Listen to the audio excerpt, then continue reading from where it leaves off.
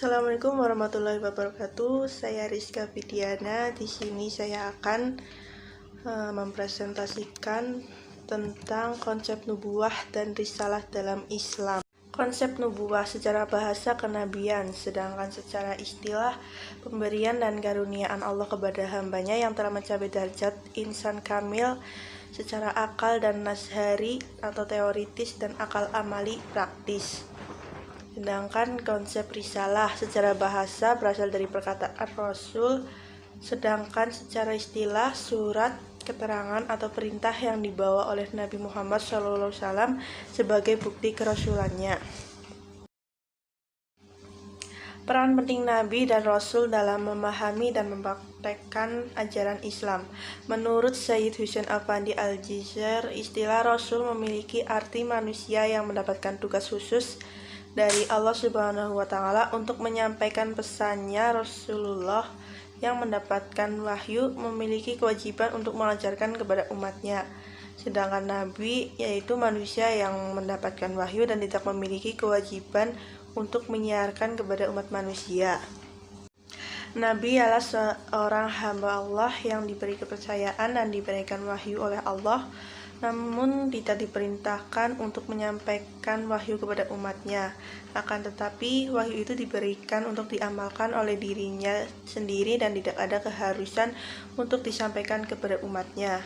Rasul ialah seorang yang telah diberikan kepercayaan dan diberi wahyu oleh Allah Subhanahu wa Ta'ala untuk diamalkan, yang kemudian wajib disampaikan kepada umatnya.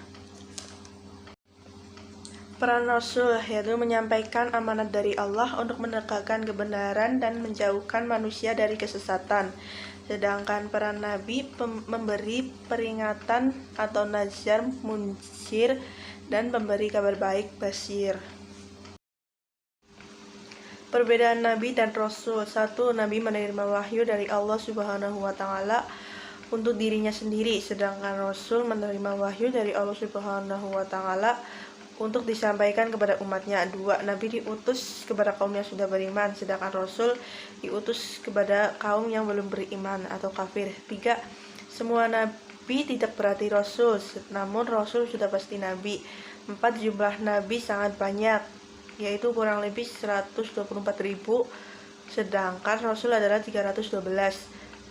Nabi hanya mendapatkan wahyu melalui mimpi, sedangkan Rasul dapat menerima wahyu melalui mimpi maupun melalui malaikat, serta dapat melihat dan berkomunikasi secara langsung dengan malaikat. Persamaan Nabi dan Rasul. Nabi dan Rasul sama-sama utusan dari Allah Subhanahu wa Ta'ala yang diberi wahyu. Setiap Nabi dan Rasul yang diutus oleh Allah adalah laki-laki.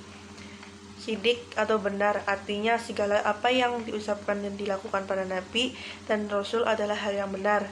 Amanah, dapat dipercaya, artinya untuk mengemban suatu perintah dakwah, Nabi dan Rasul merupakan orang-orang yang dapat dipercaya. Fatanah atau cerdas. Nabi dan Rasul adalah orang-orang yang cerdas, pintar, lagi pandai dan dalam banyak hal.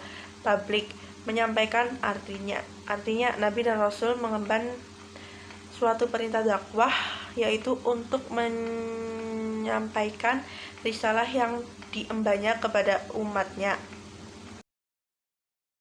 Tugas Nabi dan Rasul. 1. Mengajarkan akidah tauhid, yaitu menanamkan keyakinan kepada umat manusia. 2. Mengajarkan kepada umat manusia bagaimana cara menyembah atau beribadah kepada Allah. 3. Menjelaskan hukum-hukum dan batasan-batasan bagi umatnya, mana hal-hal yang dilarang dan mana yang harus dikerjakan menurut perintah Allah Subhanahu wa Ta'ala. 4. Memberikan contoh kepada umatnya bagaimana cara menghiasi diri dengan sifat-sifat yang utama. Sekian, terima kasih. Wassalamualaikum warahmatullahi wabarakatuh.